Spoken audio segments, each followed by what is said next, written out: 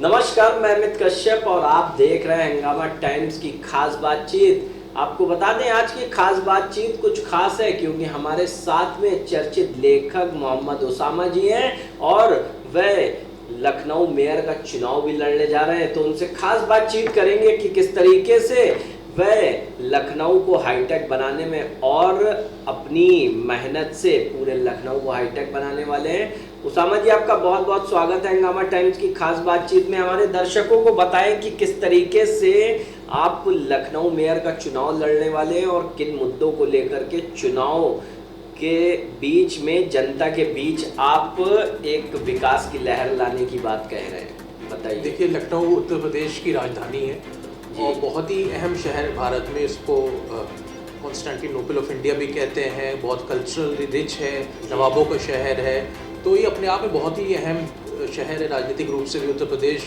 जो है, यहाँ से बहुत से प्रधानमंत्री गए हैं इस देश को। तो लखनऊ के बारे में हम लोग बात करें तो एक एजुकेशन हब है, बहुत से विश्वविद्यालय, बहुत सी यूनिवर्सिटीज़। एक बायोटेक्नोलॉजी हब है, जीव जंतु विज्ञान हब है, इससे अनेक प्रकार के लैब्स और इंस्टीट्यूट्स यहाँ मिलेंगे। और एक आईटी हब भी है, जो भी सरकार की नीति रही है कि आईटी सिटी बनाने की। तो इन सबको मिला के हम लोग समझते हैं कि लखनऊ पे एक ऐसा विकास का मॉडल डेवलप किया जाए कि यहाँ रहने वालों की सुख सुविधाओं का ध्यान रखा जाए, उनकी डेली यूजेस का ध्यान रखा जाए, और ना सिर्फ लखनऊ पर उत्तर प्रदेश के आने वाले लोगों का भी सुख सुविधाओं का ध्यान रखते हुए लखनऊ को एक मॉडल सिटी के रूप में डेवलप किया जाए। जी उसामा जी, ये बताइए कि लखनऊ एक कम से कम 5 साल से जब से योगी सरकार उत्तर प्रदेश में आई है, लखनऊ को हाईटेक बनाने के लिए हर संभव प्रयास कर रही है, लेकिन अभी भी कई वार्ड हैं लखनऊ में जो एक अविकास की लहर से छूटे हैं और वहाँ पर ना बिजली है, ना सड़क है, ना साफ पानी है, ना किसी प्रकार की सुविधा। इसके ऊपर आप एक मेयर प्रत्याशी के रूप में क्या कहना चाहेंगे लखनऊ की जनता से?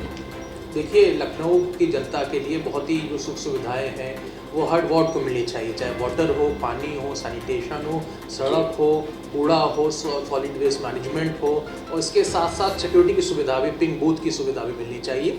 इसके लिए वार्ड स्तरीय काम करने की ज़रूरत है, महिलाओं के लिए टास्क फोर्स बनने की ज़रूरत है, सड़क से कूड़ा हटे इसके लिए सॉलिड वेस्ट मैनेजमेंट की ज़रूरत है। तो इन सब चीज़ों पे काम करने की ज़रूरत है।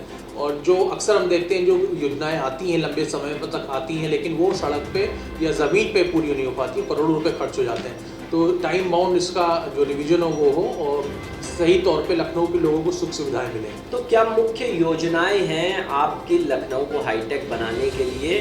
किस तरीके से बनाएंगे लखनऊ को हाईटेक? देखिए, लखनऊ को हाईटेक बनाने के लिए प्रमुखता में ये सोचना होगा कि अपने आप में पहले से बहुत सी एजुकेशन की, आईटी सेक्टर की, ये बहुत से अपॉर्चुनिटीज़ यहाँ हैं। हमें इसको एक ऐसा शहर बनाना है जो उत्तर प्रदेश का सबसे राजधानी होने के बावजूद भी जो भी इसमें कमी रह गई वो दूर हो, सुख सुविधा हो और पब्लिक वेलफेयर या पब्लिक सर्विसेज की सारी चीज़ें यहाँ पे हो, ताकि यहाँ पे एक बड़ा एंटरप्रेन्योरशिप हब बन सके। नौकरियों की तलाश में जो पूरे प्रदेश से लोग आते हैं वो खुश हो पाएँ, और जो स्कूली बच्चे बहुत से हम देखते हैं जब यहाँ से बीटेक करते हैं, बीकॉम करते हैं, तो उनको यहाँ नौकरियाँ नहीं मिलती। वो बेंगलोर जाते हैं, चेन्नई जाते हैं, हैदराबाद जाते हैं, और फिर एक ऐसी उम्र आती है 30, 35, 36, 37 की, जब वो वापस आना चाहते हैं तो हम करें क्या? तो कुछ समस्याएं हैं कि हम यहाँ पे एक उद्यमिता का बड़ा सेंटर बनाएं जो न सिर्फ लखनऊ पर उत्तर प्रदेश में जॉब्स क्रिएट करे, इसके साथ साथ बाकी जो आईटी की कंपनीज हैं उनको स्ट्रेंथन करें, बायोटेक कंपनीज को स्ट्रेंथन करें, और सुख सुविधा का और पब्लिक सर्विसेज चाहे सड़क, पानी, सीवर, सैनिटेशन, इन सब का पूरा ख्याल रखें। तो लखनऊ की स्मार्ट सिटी में मुख्य जो चीज़ें हैं वो क्या देखते हैं आप? देखिए, स्मार्ट सिटी में प्रमुखता तो जो आम सहूलतें सरकार देती है अपने नागरिकों को, और तो उसी से नागरिक उसके लिए टैक्स देते हैं, चाहे हाउस टैक्स हो, चाहे वाटर हो, चाहे सीवेज हो, चाहे सैनिटेशन हो। तो ये सारी सुविधाओं से ही एक देश की पूरा कायाकल्प की जा सकती है, एक डेवलपिंग से डेवलप देश बन सकता है। तभी हम देखते हैं कि हमारे देश में अक्सर हम लोग लापरवाही से देते हैं, लेकिन बाहर के देशों में जाते हैं तो कूड़ा सही जगह फेंकते हैं। तो हम लोग इस लखनऊ में भी यही प्रयास करेंगे कि लखनऊ। ये मोहम्मद उसामा जी, एक सवाल मेरा आपसे ये है कि देश के प्रधानमंत्री नरेंद्र मोदी, उन्होंने देश को स्वच्छ बनाने के लिए स्वच्छ भारत अभियान चलाएं और सबसे प्रमुख जो देश का जिला रहा वह उत्तर प्रदेश का लखनऊ ही रहा।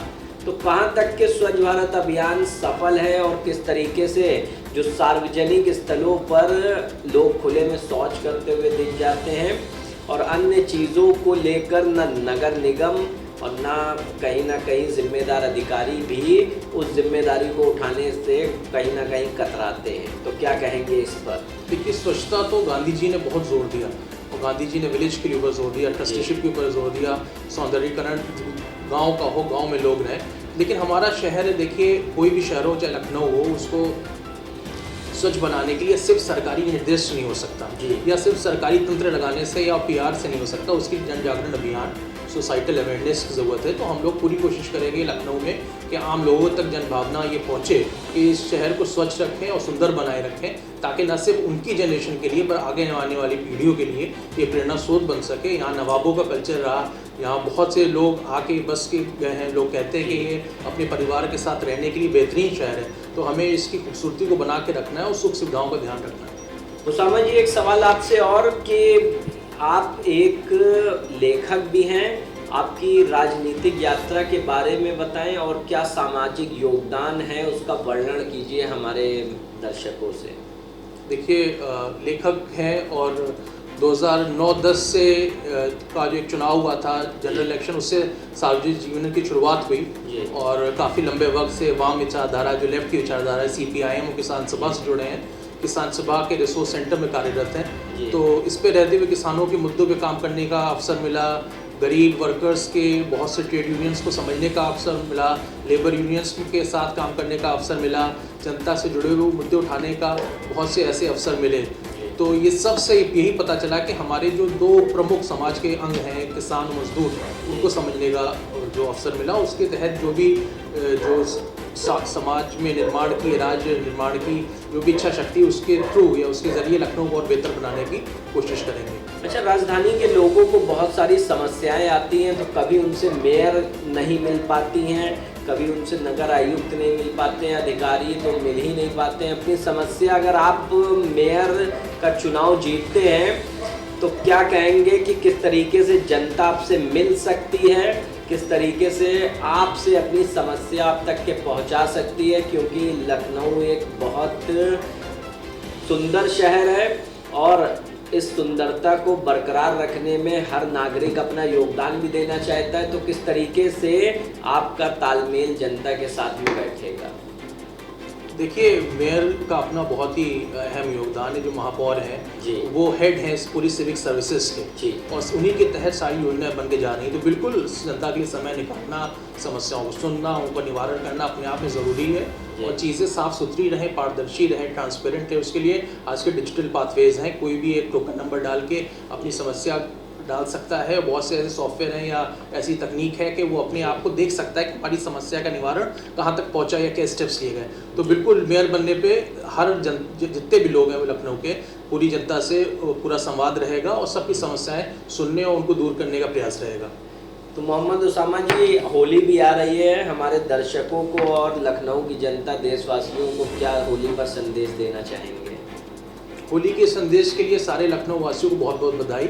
अमन, प्यार, भाईचारे का त्यौहार है। पूरे भारतवर्ष में हर कौम के, हर जो रिलीजन है, धर्म के मानने वाले, हर कल्चर के लोग रहते हैं। यही हमारा एक गुलदस्ता है और यही हमारी डेमोक्रेसी की ताकत है कि सब लोग मिलकर वोट करते हैं, तब जो पद है उनके चुनाव होते हैं। तो सब मिलजुल के रहें, इस होली के पर्व को मनाएं और अपनी प्रगति के लिए, समाज की, अपने परिवार की, देश की प्रगति की उज्ज्वल कामना करें। जी, बहुत बहुत धन्यवाद। ये थे हमारे साथ में लेखक मोहम्मद उसामा, जिनसे हमने बात की और जाना जो मेयर का चुनाव भी आगामी चुनाव लड़ने जा रहे हैं और मेयर प्रत्याशी भी रहेंगे। तो वहीं हमने इनसे बात किया कि क्या लखनऊ हाईटेक बनाने में इनकी क्या मुख्य भूमिका रहेगी, किस तरीके से ये लखनऊ को देखते हैं स्मार्ट सिटी के रूप में। अन्य सभी मुद्दों पर हमने बात भी किया और इन्होंने होली की सुंदर शुभकामनाएं आप सभी को दिया।